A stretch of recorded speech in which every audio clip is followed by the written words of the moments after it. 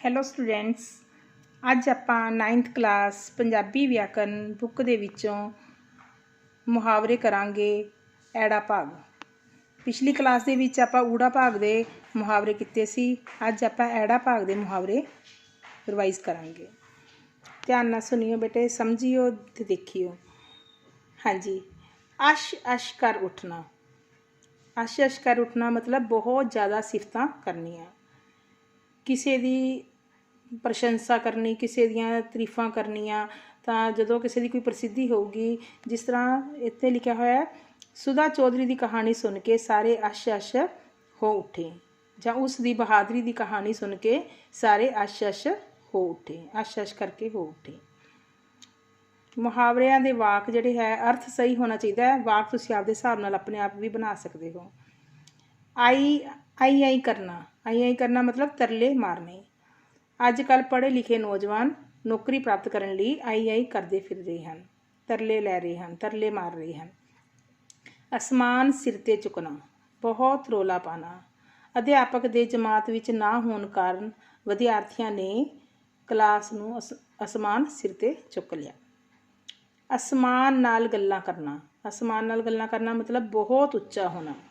ਬਸੰਤ ਦੇ ਦਿਨਾਂ ਵਿੱਚ ਕਈ ਉੱਡਦੇ ਪਤੰਗ ਤਾਂ ਅਸਮਾਨ ਨਾਲ ਗੱਲਾਂ ਕਰਦੇ ਜਾਪਦੇ ਹਨ।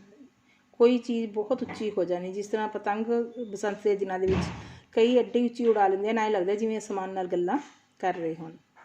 ਅਸਮਾਨ ਨੂੰ ਟਾਕੀਆਂ ਲਾਉਣਾ। ਅਸਮਾਨ ਨੂੰ ਟਾਕੀਆਂ ਲਾਉਣਾ ਮਤਲਬ ਦੇਖੋ, ਅਸਮਾਨ ਨੂੰ ਕੋਈ ਟਾਕੀਆਂ ਲਾ ਸਕਦਾ, ਜਿਵੇਂ ਕਿ ਮੁਹਾਵਰੇ ਤੋਂ ਹੀ ਪਤਾ ਲੱਗਦਾ ਹੈ। ਇਹਦਾ ਮਤਲਬ ਪੂਰੀ ਚਲਾਕੀ ਵਾਲੀਆਂ ਗੱਲਾਂ ਕਰਨਾ, ਚਤੁਰਾਈ ਭਰੀਆਂ ਗੱਲਾਂ ਕਰਨਾ। ਆਪਣੀ ਮਾੜੀ ਚੀਜ਼ ਵੇਚਣ ਲਈ ਕਈ ਵਪਾਰੀ ਤਾਂ ਗੱਲਾਂ ਵਿੱਚ ਅਸਮਾਨ ਨੂੰ ਟਾਕੀਆਂ ਲਾ ਦਿੰਦੇ ਹਨ। ਚਲਾਕੀ ਦੇ ਨਾਲ ਆਪਣਾ ਘਟੀਆ ਸਮਾਨ ਜਾਂ ਗਲਤ ਸਮਾਨ ਉਹ ਵੇਚ ਦਿੰਦੇ ਹਨ। ਅਸਰ ਹੇਠ ਦੱਬੇ ਹੋਣਾ। ਅਸਰ ਹੇਠ ਦੱਬੇ ਹੋਣਾ, ਸਹਿਮੇ ਹੋਣਾ। ਇੱਕ ਚੋਰ ਨੂੰ ਮਾਰ ਪੈਂਦੀ ਦੇਖ ਕੇ ਬਾਕੀ ਚੋਰ ਵੀ ਕੁੱਟ ਮਾਰ ਦੇ ਅਸਰ ਵਿੱਚ ਦੱਬੇ ਹੋਏ ਦਿਖਾਈ ਦਿੰਦੇ ਹਨ। ਮਤਲਬ ਜਦੋਂ ਕਲਾਸ ਵਿੱਚ ਵੀ ਜਿਸ ਤਰ੍ਹਾਂ ਬੱਚੇ ਸ਼ੋਰ ਪਾ ਰਹੇ, ਜਦੋਂ ਇੱਕ ਬੱਚੇ ਨੂੰ ਕੁੱਟ ਪੈ ਜਾਂਦੀ ਹੈ ਤਾਂ ਬਾਕੀ ਬੱਚੇ ਕੀ ਹੈ, ਅਸਰ ਹੇਠ ਦੱਬ ਜਾਂਦੇ ਹਨ, ਸਹਿਮ ਜਾਂਦਾ ਹੈ। ਅਕਲ ਖਰਚ ਕਰਨਾ। ਅਕਲ ਖਰਚ ਕਰਨਾ ਮਤਲਬ ਕਿਸੇ ਚੀਜ਼ ਦੇ ਵਿੱਚ ਆਪਾਂ ਕਹਿੰਦੇ ਕੋਈ ਕੰਮ ਆਪਾਂ ਕਹਿੰਦੇ ਅਕਲ ਤੋਂ ਕਰ ਲਿਆ। ਅਕਲ ਦਾ ਮਤਲਬ ਕਿ ਜੇ ਅਕਲ ਖਰਚ ਕਰਾਂਗੇ, ਇਟ ਮੀਨਸ ਉਹ ਕੰਮ ਸੋਚ ਵਿਚਾਰ ਕੇ ਕਰ ਰਿਹਾ ਹੈ। ਇਸ ਮੁਸ਼ਕਿਲ ਵਿੱਚੋਂ ਬਾਹਰ ਨਿਕਲਣ ਦੀ ਬਜਾਏ ਬਚਣ ਦੇ ਬਹਾਨੇ ਕਰਨਾ ਸਿਰਫ ਅਕਲ ਖਰਚ ਕਰਨਾ ਹੈ, ਇਸ ਦਾ ਕੋਈ ਲਾਭ ਨਹੀਂ। ਮੁਸ਼ਕਿਲ ਵਿੱਚੋਂ ਬਾਹਰ ਨਿਕਲਣ ਲਈ ਕੋਈ ਬਹਾਨੇ ਨਹੀਂ, ਸਗੋਂ ਸਾਨੂੰ ਕੰਮ ਕਰਨਾ ਪਊਗਾ। ਸਿਰਫ ਬਹਾਨੇ ਕੱਢ ਕੇ ਕੰਮ ਨਹੀਂ ਚੱਲਣਾ। ਜਾਂ ਅਕਲ ਖਰਚ ਕਰਨਾ, ਮੁਸ਼ਕਿਲ ਦੀ ਘੜੀ ਵਿੱਚ ਸਾਨੂੰ ਅਕਲ ਖਰਚ ਕਰਨੀ ਚਾਹੀਦੀ ਹੈ। ਅਕਲ 'ਤੇ ਪਰਦਾ ਪੈਣਾ। ਅਕਲ 'ਤੇ ਪਰਦਾ ਪੈਣਾ ਮਤਲਬ ਜਿਹੜੀ ਅਕਲ ਹੈ, ਅਕਲ ਹੀ ਆਪਾਂ ਨੂੰ ਵਧੀਆ, ਮਤਲਬ ਆਪਾਂ ਨੂੰ ਸੋਚ ਵਧੀਆ ਦਿੰਦੀ ਹੈ। ਪਰੰਤੂ ਜੇ ਆਪਾਂ ਅਕਲ 'ਤੇ ਪਰਦਾ ਪਾ ਜਾਵਾਂਗੇ, ਇਟ ਮੀਨਸ ਕਿ ਆਪਣੀ ਮੱਤ ਮਾਰੀ ਜਾਣੀ। ਰਮਨ ਦੀ ਅਕਲ 'ਤੇ ਐਸਾ ਪਰਦਾ ਪਿਆ ਹੈ ਕਿ ਉਹ ਜੂਏ ਵਿੱਚ ਹੀ ਸਾਰੀ ਜਾਇਦਾਦ ਗੁਆ ਬੈਠਾ ਹੈ। ਅਕਲ ਦੇ ਖੰਭ ਚੜ੍ਹ ਜਾਣਾ। ਅਕਲ ਦੇ ਖੰਭ ਚੜ੍ਹ ਜਾਣਾ ਮਤਲਬ ਚੁਸਤੀ ਚਤੁਰਾਈ ਦਾ ਕੋਈ ਲਾਭ ਨਾ ਹੋਣਾ। ਅਕਲ ਦੇ ਖੰਭ ਚੜ੍ਹ ਜਾਣਾ। ਕੁਦਰਤ ਦੇ ਭੇਦ ਜਾਣਨ ਵਿੱਚ ਹੀ ਅਕਲ ਦੇ ਖੰਭ ਚੜ੍ਹ ਗਏ ਹਨ, ਪਰੰਤੂ ਹਾਲੇ ਵੀ ਕੁਦਰਤ ਨੂੰ ਸਮਝ ਸਕਣਾ ਮਨੁੱਖ ਦੀ ਸਮਝ ਤੋਂ ਬਾਹਰ ਦੀ ਗੱਲ ਹੈ। ਕੋਈ ਜਿਹੜੀ ਚਲਾਕੀ ਜਾਂ ਚਤੁਰਾਈ ਦਾ ਕੋਈ, ਜੇ ਹੁਣ ਆਪਾਂ ਇਹ ਕਹੀਏ ਵੀ ਅਸੀਂ ਕੁਦਰਤ ਨੂੰ, ਸਾਰੀ ਕੁਦਰਤ ਨੂੰ ਜਾਂ ਇਸ ਵਾਤਾਵਰਨ ਨੂੰ ਸਮਝ ਚੁੱਕੇ ਹਾਂ, ਇਸ ਪਰਮਾਤਮਾ ਦੀ ਦੇਣ ਨੂੰ ਸਮਝ ਚੁੱਕੇ ਹਾਂ, ਨਹੀਂ, ਇਸ ਨੂੰ ਸਮਝਣਾ ਕੋਈ ਅਕਲ ਦੇ ਖੰਭ ਚੜ੍ਹਨ ਵਾਲੀ ਗੱਲ ਨਹੀਂ ਹੈਗੀ। ਅਕਲ 'ਤੇ ਪੱਥਰ ਪੈਣਾ। ਇਹਦਾ ਮਤਲਬ ਇਹ ਵੀ ਅਕਲ ਦੇ ਖੰਭ ਚੜ੍ਹ ਜਾਣਾ ਮਤਲਬ ਚਲਾਕੀ ਚਤੁਰਾਈ ਦਾ ਲਾਭ ਨਾ ਹੋਣਾ। ਇਹ ਵੀ ਹੋ ਸਕਦਾ ਹੈ ਪਰਮਾਤਮਾ ਨੂੰ ਪਾਉਣ ਲਈ ਅਕਲ ਦੇ ਖੰਭ ਚੜ੍ਹ ਜਾਣਾ ਕੋਈ ਸਮਝ ਵਾਲੀ ਗੱਲ ਨਹੀਂ। ਅਕਲ 'ਤੇ ਪੱਥਰ ਪੈਣਾ, ਅਕਲ ਮਾਰੀ ਜਾਣਾ। ਅਕਲ 'ਤੇ ਹੁਣ ਪੱਥਰ ਪੈਣਾ, ਇਟ ਮੀਨਸ ਮੱਤ ਮਾਰੀ ਜਾਣੀ। ਜਾਂ ਪਰਦਾ ਪੈਣਾ ਜਾਂ ਪੱਥਰ ਪੈਣਾ ਇੱਕੋ ਗੱਲ ਹੀ ਹੈ। ਮੁਸੀਬਤ ਵੇਲੇ ਮਨੁੱਖ ਦੀ ਅਕਲ 'ਤੇ ਪਰਦਾ ਜਾਂ ਪੱਥਰ ਪੈ ਜਾਂਦੇ ਹਨ ਅਤੇ ਸਾਹਮਣੇ ਪਈ ਸੋਟੀ ਵੀ ਦਿਖਾਈ ਨਹੀਂ ਦਿੰਦੀ। ਅਕਲ ਦੇ ਘੋੜੇ ਦੌੜਾਉਣਾ। ਅਕਲ ਦੇ ਘੋੜੇ ਦੌੜਾਉਣਾ ਮਤਲਬ ਆਪਣੀ ਜਿਹੜੀ ਹੈ ਕਲਪਨਾ, ਕਿਸੇ ਚੀਜ਼ ਦੀ ਸੋਚ ਰੱਖਣਾ। ਆਪਣੇ ਜੇ ਦਿਮਾਗ ਨਾਲ ਕੋਈ ਕੰਮ ਨਾ ਕਰਨਾ, ਬਲਕਿ ਕਲਪਨਾ, ਕੋਈ ਸੋਚ ਕਰਨਾ। ਅਕਲ ਦੇ ਘੋੜੇ ਦੌੜਾਉਣਾ। ਸ਼੍ਰੀਮਾਨ ਜੀ, ਅਕਲ ਦੇ ਘੋੜੇ ਦੌੜਾਉਣਾ ਆਸਾਨ ਹੈ, ਪਰੰਤੂ ਕੁਝ ਕਰਕੇ ਵਿਖਾਉਣਾ ਦੂਜੀ ਗੱਲ ਹੈ। ਇਕੱਲੇ ਸੁਪਨੇ ਜਾਂ ਕਲਪਨਾ ਹੀ ਨਾ ਕਰੀ ਜਾਓ, ਕੰਮ ਕਰਕੇ ਹੀ ਪਤਾ ਚੱਲਦਾ ਹੈ। ਅਕਲ ਮਾਰੀ ਜਾਣਾ। ਅਕਲ ਮਾਰੀ ਜਾਣਾ, ਕੁਝ ਸਮਝ ਨਾ ਆਉਣਾ। ਮੁਸੀਬਤ ਵੇਲੇ ਵੱਡੇ ਤੋਂ ਵੱਡੇ, ਸਿਆਣੇ ਤੋਂ ਸਿਆਣੇ ਬੰਦੇ ਦੀ ਵੀ ਅਕਲ ਮਾਰੀ ਜਾਂਦੀ ਹੈ। ਅਲਖ ਮੁਕਾਉਣਾ, ਕਿਸੇ ਨੂੰ ਖਤਮ ਕਰ ਦੇਣਾ।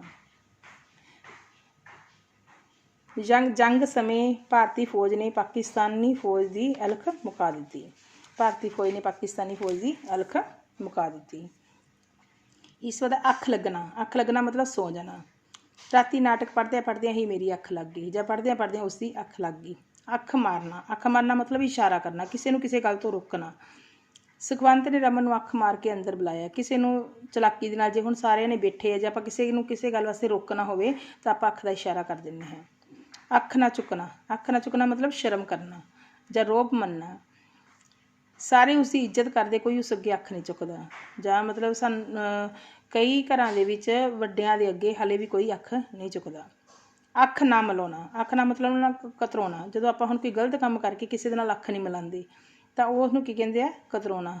ਚੋਰ ਨੂੰ ਪੁਲਿਸ ਥਾਣੇ ਵਿੱਚ ਪੇਸ਼ ਕੀਤਾ ਗਿਆ ਤਾਂ ਹੁਣ ਉਹ ਅੱਖ ਨਹੀਂ ਸੀ ਮਿਲਾ ਰਿਹਾ। ਮਤਲਬ ਵੀ ਉਹ ਆਪਦੀ ਸ਼ਰਮਿੰਦਾ ਸੀ ਆਪਦੀਆਂ ਕੀਤੀਆਂ ਤੋਂ। ਅੱਖ ਨੀਵੀਂ ਹੋਣਾ, ਅੱਖ ਨਾ ਮਿਲਾਉਣਾ ਜਾਂ ਅੱਖ ਨੀਵੀਂ ਹੋਣਾ, ਸ਼ਰਮਿੰਦਗੀ ਮਹਿਸੂਸ ਹੋਣਾ। ਭਰਾਵਾਂ ਨੇ ਸਾਰੀ ਜਾਇਦਾਦ ਆਪੇ ਹੀ ਵੰਡ ਲਈ। ਹੁਣ ਆਪਣੀਆਂ ਭੈਣਾਂ ਸਾਹਮਣੇ ਸਭ ਦੀਆਂ ਅੱਖਾਂ ਨੀਵੀਆਂ ਹਨ। ਕਿਉਂਕਿ ਜਦੋਂ ਜਾਇਦਾਦ ਵੰਡੀ ਤਾਂ ਉਹਨਾਂ ਨੇ ਆਪਣੀਆਂ ਭੈਣਾਂ ਨੂੰ ਨਹੀਂ ਪੁੱਛਿਆ, ਪਰੰਤੂ ਅੱਜ ਉਹ ਆਪਣੀਆਂ ਭੈਣਾਂ ਦਾ ਸਾਹਮਣਾ ਨਹੀਂ ਕਰ ਸਕਦੇ, ਅੱਖ ਨੀਵੀਂ ਹੋ ਜਾਂਦੀ ਹੈ।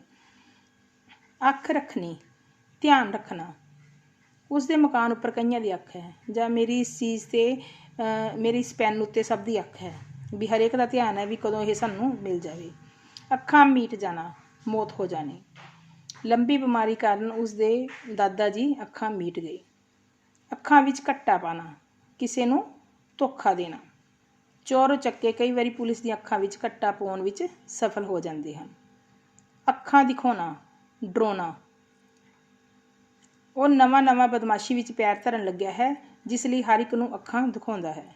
ਜਾਂ ਉਹ ਮਤਲਬ ਜਦੋਂ ਦਾ ਉਹ ਪੁਲਿਸ ਦੀ ਨੌਕਰੀ ਵਿੱਚ ਆਇਆ ਹੈ, ਰਾਮ ਜਾਂ ਕੋਈ ਵੀ ਨਾਮ ਲੈ ਕੇ, ਤਾਂ ਉਹ ਹਰ ਇੱਕ ਨੂੰ ਅੱਖਾਂ ਦਿਖਾਉਂਦਾ। ਅੱਖਾਂ ਦਿਖਾਉਣਾ ਮਤਲਬ ਕਿਸੇ ਨੂੰ ਡਰਾਉਣਾ। ਅੱਖਾਂ ਫੇਰ ਲੈਣਾ, ਬਦਲ ਜਾਣਾ। ਮਤਲਬੀ ਵਿਅਕਤੀ ਆਪਣਾ ਕੰਮ ਹੁੰਦਿਆਂ ਵੇਖ ਕੇ ਹੀ ਅੱਖਾਂ ਫੇਰ ਲੈਂਦੇ ਨੇ। ਮਤਲਬੀ ਕੌਣ ਹੁੰਦੇ, ਜਿਹੜਾ ਆਪਣਾ ਮਤਲਬ ਕੱਢ ਕੇ ਪਰਾਂ ਹੋ ਜਾਂਦੇ ਆ। ਆਪ ਤੱਕ ਸਭ ਤੋਂ ਮਦਦ ਲੈ ਲੈਂਦੇ ਹਨ, ਪਰੰਤੂ ਜਦੋਂ ਕਿਸੇ ਨੂੰ ਦੇਣੀ ਹੋਵੇ ਤਾਂ ਪਰਾਂ ਹੋ ਜਾਂਦੇ ਨੇ। ਉਸ ਨੂੰ ਕਹਿੰਦੇ ਅੱਖਾਂ ਫੇਰ ਲੈਣਾ।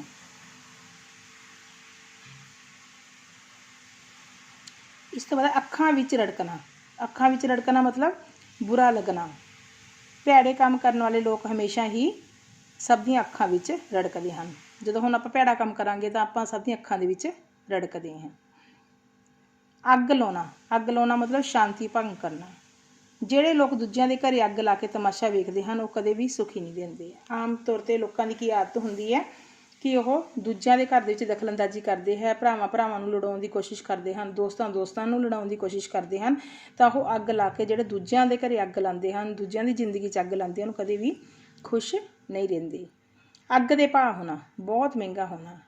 ਇਸ ਮਹਾਂਮਾਰੀ ਤੋਂ ਬਾਅਦ ਹਰੇਕ ਚੀਜ਼ ਅੱਗ ਦੇ ਭਾਅ ਹੋ ਗਈ ਹੈ। ਜਿਹੜੇ ਹੁਣ ਕੋਈ ਵੀ ਜਿਹੜੀਆਂ ਚੀਜ਼ਾਂ ਹੈ, ਅੱਜ ਕੱਲ੍ਹ ਮਹਿੰਗਾਈ ਇੰਨੀ ਹੋ ਗਈ ਹੋਈ ਹੈ, ਤਾਂ ਅੱਗ ਦੇ ਭਾਅ ਹੋਣਾ, ਚੀਜ਼ਾਂ ਮਹਿੰਗੀਆਂ ਹੋ ਜਾਣਾ।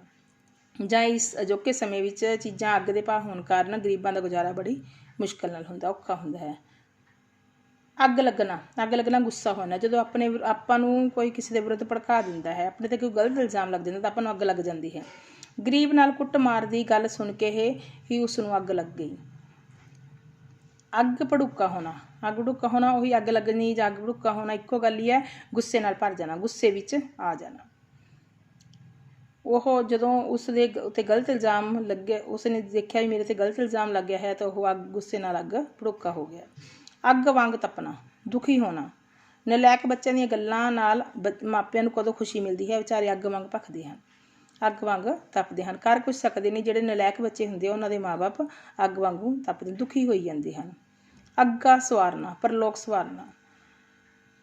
ਵੱਡੀ ਉਮਰ ਦੇ ਵਿੱਚ ਸਭ ਕੁਝ ਦਾਨ ਪੁੰਨ ਕਰਕੇ ਅੱਗਾ ਸਵਾਰ ਲੈਣਾ ਚਾਹੀਦਾ ਹੈ। ਜਿਹੜਾ ਪੈਸਾ ਕਮਾਇਆ, ਗਲਤ ਕੰਮਾਂ ਨਾਲ ਪੈਸਾ ਕਮਾਇਆ ਹੁੰਦਾ ਜਾਂ ਕਿਸ ਤਰ੍ਹਾਂ ਦੀ ਵੀ ਕਮਾਈ ਹੁੰਦੀ ਹੈ, ਆਪਣੇ ਬੱਚਿਆਂ ਨੂੰ ਦੇਣ ਤੋਂ ਬਾਅਦ ਬਾਕੀ ਸਾਰਾ ਦਾਨ ਪੁੰਨ ਕਰਕੇ ਸਾਨੂੰ ਆਪਣਾ ਅੱਗਾ ਸਵਾਰਨਾ ਚਾਹੀਦਾ ਹੈ। ਅੱਗੇ ਹਿੱਕਣਾ ਮਤਲਬ ਜ਼ਬਰ ਜ਼ੁਲਮ ਕਰਨਾ। ਸਾਨੂੰ ਕਿਸੇ ਦੇ ਨਾਲ ਅੱਗੇ ਨਹੀਂ ਹਿੱਕਣਾ ਚਾਹੀਦਾ, ਠੀਕ ਹੈ ਨਾ। ਕਿਸੇ ਦੇ ਨਾਲ ਕੋਈ ਜ਼ਬਰ ਜ਼ੁਲਮ ਨਹੀਂ ਕਰਨਾ ਚਾਹੀਦਾ। ਅੱਗੇ ਹੋ ਕੇ ਮਿਲਣਾ ਮਤਲਬ ਕਿਸੇ ਨੂੰ ਸਤਿਕਾਰ ਨਾਲ ਮਿਲਣਾ। ਜਿਹੜੇ ਸਾਨੂੰ ਘਰੇ ਆਇਆਂ ਨੂੰ ਸਭ ਨਾਲ ਅੱਗੇ ਹੋ ਕੇ ਮਿਲਣਾ ਚਾਹੀਦਾ ਹੈ, ਸਤਿਕਾਰ ਭਰੀਆਂ ਨਜ਼ਰਾਂ ਦੇ ਨਾਲ ਮਿਲਣਾ ਚਾਹੀਦਾ ਹੈ। अंग पालना अंग पालना मतलब साथ निभाना, मुसीबत विच आपदे ही अंग पालदे हन।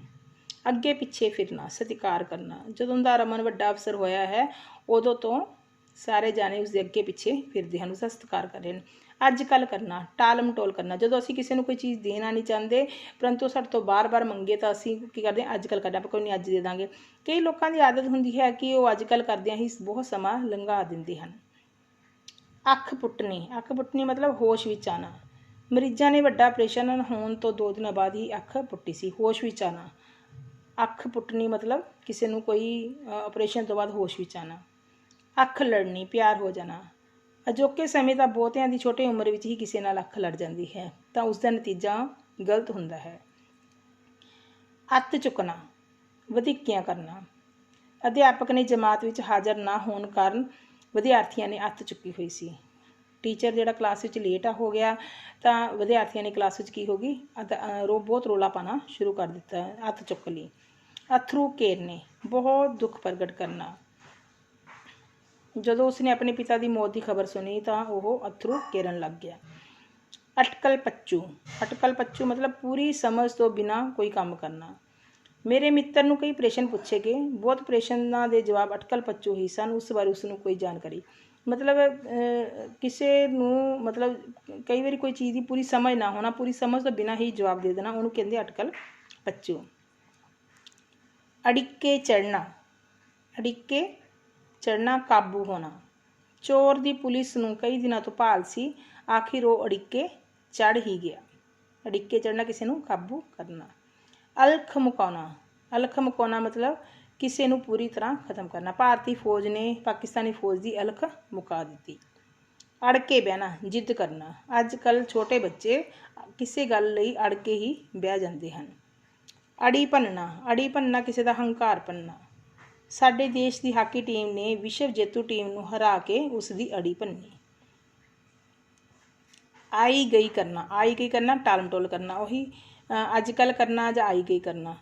मैं उस तो जदों अपने दिते हुए पैसे वापस मंगे तो वो आई गई करन लग गया। आई चलाई करना, मुश्किल नाल गुजारा करना। अजोके समय दे विच प्राइवेट नौकरी वाले मसां ही आई चलाई करते हैं। आहू लोने मतलब वढ टुक करनी। युद्ध विच बहुत जिहड़ी सैना दे आहू लाए गए, वढ टुक हुई। आटे विच लूण होना, बहुत घट गिनती विच होना। दखन दे विच सिखां दी गिनती आटे विच लूण दे बराबर है। जिस तरह आटा गुंदे आप आटे च थोड़ा नमक पा दें, इसदा मतलब लूण का मतलब की है, मतलब बहुत ज़्यादा घट मात्रा विच होना। तो दखन दे विच जिहड़े सिखां दी गिनती जिहड़ी है आटे विच लूण दे बराबर है। आडा लोना मतलब लड़ाई करना। गुरमीत की आदत है कि वह छोटी छोटी गल ते हरेक नाल आडा ला लेना। आडा ला मतलब बिना मतलब तो लड़ाई लई तैयार रहना। अपने मूँह मियाँ मिट्ठू बनना मतलब अपनी सिफत आप करना। रजनी हमेशा अपने मूँह आप ही मिट्ठी बनती रहती है। आखर हो जाना, अत हो जाना। जे कदे मापे बच्चों नूं रोकण टोकण तां किहड़ी आखर हो जाती है, वह भी तो बच्चों नूं ही सुधारना चाहते हैं। आखर मतलब अत हो जाना। कई बार हुंदे बच्चे जिहड़े हैगे आ माँ बाप के विरुद्ध बोलते हैं तो असल च माँ बाप का भी की हुंदा, सिर्फ अपने बच्चों नूं ही सुधारना चाहते। जे वो रोकते टोकते हैं तो वह बच्चों नूं ही सुधारना चाहते। ये कोई आखर, ये किहड़ी आखर वाली गल है। अपना रंग दिखाना, असली रूप विच आना। 2-4 दिनों बाद ही नौकर ने अपना असली रूप दिखाना शुरू कर दिता। अपना बना लेना, किसी का दिल जित लेना। चंगा अधिकारी अपनी सूझबूझ नाल सब नूं अपना बना लेंदा है। जां चंगा इंसान जां चंगा विद्यार्थी, कुछ भी लिख सकते हैं तुसीं। अपनी नींद सोना बेफिक्र दा जीवन। सच्चे सुच्चे लोग ईमानदारी नाल जिउंदे हन अते अपनी नींद सौंदे हन, कदे किसी की परवाह नहीं करते। जिहड़े सच्चे सुच्चे लोग हुंदे आ क्योंकि उन्होंने अपनी सच्ची सुच्ची कमाई की हुंदी है, उन्होंने कोई डर नहीं हुंदा, जिस कारण वो अपनी नींद सौंदे हन। अपने पैरीं आप कुहाड़ा मारना, अपना नुकसान आप करना। विद्यार्थी जीवन में समा बहुत कीमती हुंदा है, इस नूं गवा के अपने पैरीं आप कुहाड़ा मारन दे बराबर है। जिहड़ा है जे असीं अपने इस विद्यार्थी जीवन नूं, जिस तरह हुण तुहाडीआं ऑनलाइन स्टडी चल रही है तो हुण तुसीं ये ना देखो भी सानूं किहड़ा कोई देख रहा है। जे तुसीं नहीं पढ़ोगे तो तुसीं अपने पैरीं आप कुहाड़ी मार रहे हो। ਆਪਣੇ ਆਪ ਵਿੱਚ ਮਸਤ ਰਹਿਣਾ, ਕਿਸੇ ਦੇ ਦੁੱਖ ਦਰਦ ਦੀ ਪਰਵਾਹ ਨਾ ਕਰਨੀ। ਸਵਾਰਥੀ ਲੋਕ ਕਿਸੇ ਦੇ ਦੁੱਖ ਦਰਦ ਦੀ ਪਰਵਾਹ ਨਹੀਂ ਕਰਦੇ, ਉਹ ਸਿਰਫ ਆਪਣੇ ਵਿੱਚ ਹੀ ਮਸਤ ਰਹਿੰਦੇ ਹਨ। ਆਪੇ ਤੋਂ ਬਾਹਰ ਹੋ ਜਾਣਾ, ਬਹੁਤ ਗੁੱਸੇ ਵਿੱਚ ਆ ਜਾਣਾ। ਕਈ ਵਿਦਿਆਰਥੀ ਜਾਂ ਕਈ ਲੋਕ ਬਹੁਤ ਜਲਦੀ ਆਪੇ ਤੋਂ ਬਾਹਰ ਹੋ ਜਾਂਦੇ ਹਨ। ਆਫਰ ਜਾਣਾ, ਆਫਰ ਜਾਣਾ ਮਤਲਬ ਝੂਠੀ ਹੈਂਕੜ ਵਿੱਚ ਆਉਣਾ। ਸਭਾ ਦੀ ਪ੍ਰਧਾਨਗੀ ਦਾ ਅਹੁਦਾ ਹੱਥ ਆਉਂਦਿਆਂ ਹੀ ਉਹ ਆਫਰ ਗਿਆ, ਜਦੋਂ ਉਹ ਉਸ ਨੂੰ ਪ੍ਰਧਾਨ ਬਣਾਇਆ ਗਿਆ ਵੀ ਉਹ ਝੂਠੀ ਹੈਂਕੜ ਦੇ ਵਿੱਚ ਆ ਜਾਣਾ। ਆਵਾ ਊਤ ਜਾਣਾ, ਸਾਰਾ ਕੰਮ ਵਿਗੜ ਜਾਣਾ। ਜਦੋਂ ਕਿਸੇ ਨੂੰ ਵੀ ਆਪਣੀ ਜ਼ਿੰਮੇਵਾਰੀ ਦਾ ਅਹਿਸਾਸ ਨਾ ਰਿਹਾ ਤਾਂ ਲੋਕਾਂ ਨੇ ਕਿਹਾ ਆਵਾ ਊਤ ਜਾਣਾ ਮਤਲਬ ਸਾਰਾ ਟੱਬਰ ਹੀ ਸਾਰਾ ਇੱਕੋ ਜਿਹਾ ਹੋਣਾ। ਇਸ ਘਰ ਦੇ ਵਿੱਚ ਕੇਵਲ ਇਹ ਹੀ ਚੋਰ ਨਹੀਂ ਹੈ, ਇਸ ਸਾਰੇ ਟੱਬਰ ਦਾ ਹੀ ਪਰਿਵਾਰ ਦਾ ਆਵਾ ਹੀ ਉਤਿਆ ਹੋਇਆ ਹੈ। ਮਤਲਬ ਇਕੱਲਾ ਇੱਕ ਜਣਾ ਹੀ ਉਸ ਪਰਿਵਾਰ 'ਚੋਂ ਭੈੜਾ ਕੰਮ ਨਹੀਂ ਕਰਦਾ, ਸਾਰਾ ਪਰਿਵਾਰ ਹੀ ਭੈੜਾ ਹੈ। ਅੰਨ ਜਲ ਚੁਗਣਾ, ਅੰਨ ਜਲ ਚੁਗਣਾ ਮਤਲਬ ਰੋਟੀ ਰੋਜੀ ਦਾ ਪ੍ਰਬੰਧ ਕਰਨਾ। ਦਿੱਲੀ ਵਿੱਚ ਨੌਕਰੀ ਮਿਲਣ 'ਤੇ ਉਹ ਸਮਝ ਗਏ ਕਿ ਹੁਣ ਉਸ ਨੂੰ ਦਿੱਲੀ ਵਿੱਚ ਹੀ ਅੰਨ ਜਲ ਚੁਗਣਾ ਪਵੇਗਾ। ਜਿੱਥੇ ਆਪਾਂ ਰਹਿੰਦੇ ਹਾਂ ਉੱਥੇ ਹੀ ਖਾਵਾਂ ਪੀਵਾਂਗੇ ਅਤੇ ਉੱਥੋਂ ਦਾ ਹੀ ਅੰਨ ਜਲ ਚੁਗਾਂਗੇ। ਅੰਨੀ ਖੱਟੀ, ਅੰਨੀ ਖੱਟੀ ਮਤਲਬ ਬੇਸ਼ੁਮਾਰ ਆਮਦਨ। ਬੇਸ਼ੁਮਾਰ ਆਮਦਨ, ਕਿਸੇ ਸਮੇਂ ਕੰਪਿਊਟਰ ਦੇ ਸਮਾਨ ਵਿੱਚ ਅੰਨੀ ਖੱਟੀ ਸੀ, ਪਰ ਅੱਜ ਕੱਲ੍ਹ ਇਹ ਵੀ ਬਹੁਤ ਮੰਦੇ ਦਾ ਸ਼ਿਕਾਰ ਹੋ ਗਿਆ ਹੈ। ਅੰਨੇ ਖੂਹ ਵਿੱਚ ਛਾਲ ਮਾਰਨਾ, ਬਿਨਾਂ ਸੋਚੇ ਸਮਝੇ ਕੋਈ ਵੀ ਕੰਮ, ਨਵਾਂ ਕੰਮ ਕਰਨ ਤੋਂ ਪਹਿਲਾਂ ਉਹਦਾ ਚੰਗਾ ਮਾੜਾ ਨਤੀਜਾ ਨਾ ਦੇਖਣਾ, ਬਿਨਾਂ ਸੋਚੇ ਸਮਝੇ ਕੋਈ ਕੰਮ ਕਰਨਾ ਤਾਂ ਕੀ ਹੁੰਦਾ, ਅੰਨੇ ਖੂਹ ਵਿੱਚ ਛਾਲ ਮਾਰਨਾ। ਅੱਜ ਕੱਲ੍ਹ ਬਿਨਾਂ ਕਿਸੇ ਸਿਖਲਾਈ ਤੋਂ ਕੋਈ ਕੰਮ ਕਰਨਾ, ਜੇ ਅਸੀਂ ਕੋਈ ਕੰਮ ਨੂੰ ਸਿੱਖੇ ਬਿਨਾਂ ਉਹਨੂੰ ਕਰਨ ਲੱਗ ਜਾਂਦੇ ਤਾਂ ਉਹ ਅੰਨੇ ਖੂਹ ਵਿੱਚ ਛਾਲ ਮਾਰਨ ਦੇ ਬਰਾਬਰ ਹੈ। ਅੰਨੇ ਵਾਹ ਤੁਰਨਾ, ਅੰਨੇ ਵਾਹ ਤੁਰਨਾ ਮਤਲਬ ਕਾਹਲੀ ਕਾਹਲੀ ਤੁਰਨਾ। ਆਪਣੇ ਮਾਲਕ ਦਾ ਸੁਨੇਹਾ ਮਿਲਦੇ ਸਾਰ ਹੀ ਸਾਰੇ ਕਾਮੇ ਅੰਨੇ ਵਾਹ ਤੁਰਨ ਲੱਗ ਪਏ, ਉਹ ਸਾਰੇ ਇੱਕ ਦੂਜੇ ਤੋਂ ਪਹਿਲਾਂ ਪਹੁੰਚਣਾ ਚਾਹੁੰਦੇ ਸੀ। ਬੇਟੇ ਇਹ ਤਾਂ ਸਾਰੇ ਸੀ ਤੁਹਾਡੇ ਐੜਾ ਭਾਗ ਦੇ ਮੁਹਾਵਰੇ। ਇਹਨਾਂ ਸਾਰੇ ਮੁਹਾਵਰਿਆਂ ਨੂੰ ਤੁਸੀਂ ਪੜ੍ਹਿਓ, ਇਹਨੂੰ ਰਿਵਾਈਜ਼ ਕਰਿਓ। ਜਿਵੇਂ ਜਿਵੇਂ ਮੁਹਾਵਰਿਆਂ ਨੂੰ ਤੁਸੀਂ ਕਰੋਗੇ ਤੁਹਾਨੂੰ ਆਪਣੇ ਆਪ ਹੀ ਮੁਹਾਵਰਿਆਂ ਦੇ ਅਰਥ ਆਉਣੇ ਸ਼ੁਰੂ ਹੋ ਜਾਣਗੇ। ਮੁਹਾਵਰਿਆਂ ਦੇ ਅਰਥ ਸਹੀ ਹੋਣੇ ਚਾਹੀਦੇ ਹੈ, ਵਾਕ ਤੁਸੀਂ ਆਪਦੇ ਹਿਸਾਬ ਨਾਲ ਉਸ ਦਾ ਛੋਟਾ ਜਾਂ ਵੱਡਾ ਕੋਈ ਵੀ ਬਣਾ ਸਕਦੇ ਹੋ। ਇਸ ਤੋਂ ਬਾਅਦ ਪਹਿਲਾਂ ਆਪਾਂ ਊੜਾ ਭਾਗ ਦੇ ਕੀਤੇ ਸੀ, ਹੁਣ ਤੁਸੀਂ ਐੜਾ ਭਾਗ ਦੇ ਰਿਵਾਈਜ਼ ਕਰਨੇ ਆ। ਇਹ ਜ਼ਰੂਰੀ ਨਹੀਂ ਵੀ ਆਪਾਂ ਇੱਕ ਦਿਨ ਦੇ ਵਿੱਚ ਹੀ ਯਾਦ ਕਰਨੇ, ਇਸ ਨੂੰ ਹੌਲੀ ਹੌਲੀ ਕਰਨ ਦੀ ਪ੍ਰੈਕਟਿਸ ਕਰੋ। ਜਿਵੇਂ ਜਿਵੇਂ ਤੁਸੀਂ ਪ੍ਰੈਕਟਿਸ ਕਰੋਗੇ ਉਵੇਂ ਉਵੇਂ ਤੁਹਾਨੂੰ ਆਪਣੇ ਆਪ ਹੀ ਇਹਦੀ ਰਿਵੀਜ਼ਨ ਹੋਣੀ ਸ਼ੁਰੂ ਹੋ ਜਾਏਗੀ ਅਤੇ ਫਿਰ ਮੁਹਾਵਰੇ ਤੁਹਾਨੂੰ ਕਿਤੋਂ ਵੀ ਆ ਜਾਣ ਤੁਸੀਂ ਉਸ ਨੂੰ ਚੰਗੀ ਤਰ੍ਹਾਂ ਕਰ ਸਕਦੇ ਹੋ। ਧੰਨਵਾਦ ਬੇਟਾ।